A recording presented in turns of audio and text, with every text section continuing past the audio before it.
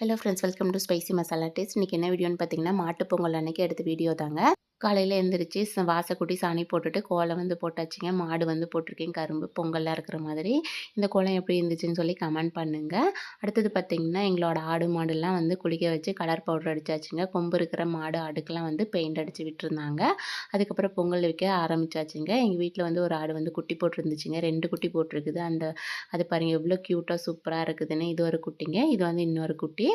இந்த ஆடு தாங்க குட்டி போட்டிருந்துச்சு. ரொம்ப சூப்பராக இருந்துச்சுங்க. அதுக்கப்புறம் பார்த்திங்கன்னா, பூஜைக்கு வந்து ரெடி பண்ணியாச்சு.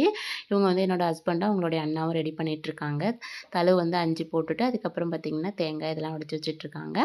இப்படி தாங்க நாங்கள் வந்து பூஜை வந்து பண்ணுவோம். 2 பக்கமும் வேப்பங்குள்ள நட்டு கீழே பார்த்திங்கன்னா, நம்ம வந்து காப்பு கட்டுற அன்னைக்கு யூஸ் பண்ணுவோம் இல்லைங்களா, அந்த மாதிரி தலையை வந்து மாலை மாதிரி கட்டியாச்சு. சாணியில் வந்து தெப்பக்குளம் கட்டிட்டு பிள்ளையரை வச்சு மஞ்சள் குங்குமம்லாம் போட்டு விட்டுட்டு குழந்தைங்க அப்படியே வந்து ஃபோட்டோஸ் வீடியோஸ்லாம் எடுத்துக்கிட்டாங்க. இவங்க தாங்க வந்து பூஜை பண்ணும்போது வருவாங்க. சங்கு ஊதி மணி அடிப்பாங்க. அதுக்கப்புறம் பூஜை பண்ண அப்போ ஆரம்பிச்சிட்டாங்க. ஃபஸ்ட்டு பார்த்திங்கன்னா, சாம்பிராணி தாங்க காட்டிட்டோம். அதுக்கப்புறம் சாமிக்கெல்லாம் காட்டிட்டு மாடு எல்லாத்துக்குமே காட்டணுங்க. மாடு ஆடு எல்லாத்துக்குமே காட்டணும்.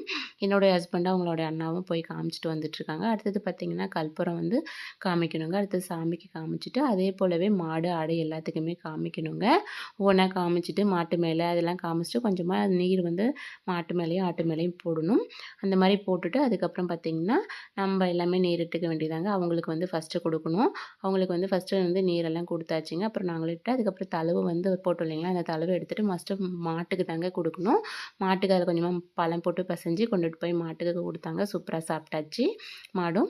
அதுக்கப்புறம் பார்த்திங்கன்னா, அப்புறம் அம்மா தான் ஃபஸ்ட்டு வந்து விரதம் இருந்தாங்க. அவங்க தான் ஃபஸ்ட்டு வந்து சாப்பிட்ணுங்க. குழந்தைங்க பாருங்கள் எனக்கு உனக்குன்னு சொல்லி ஃபஸ்ட்டு கொடுக்கணும்னு அடிபட்டுட்டே வாங்கிட்டுருக்காங்க. அம்மா சாப்பிட்டதுக்கப்புறம் நாங்கள் எல்லாருமே சாப்பிட்டாச்சுங்க. கடைசியாக வீட்டுக்குள்ளே போகும்போது பார்த்திங்கன்னா, மஞ்சள் தண்ணியில் வந்து ஆரத்தி எடுத்து எல்லாருமே பொட்டு வச்சுட்டு அதுக்கப்புறம் தான் உள்ளே போகணும். டிஸ்டி கழிச்ச மாதிரிங்க.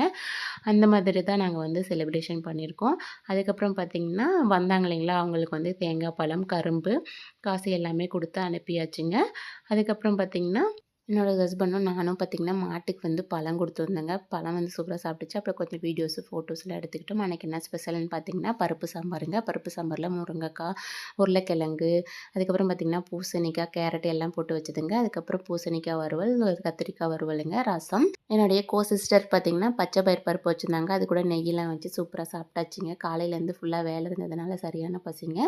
சூப்பரா வந்து சாப்பிட்டாச்சுங்க. வீட்லேருந்து அப்பா, அம்மா வந்திருந்தாங்க. எல்லாமே இப்போ சாப்பிட்டதுக்கப்புறம் கொஞ்சம் ஃபோட்டோஸ்ல வந்து அட்டாச் பண்ணியிருக்கேங்க. தேங்க்ஸ் ஃபார் வாட்சிங்.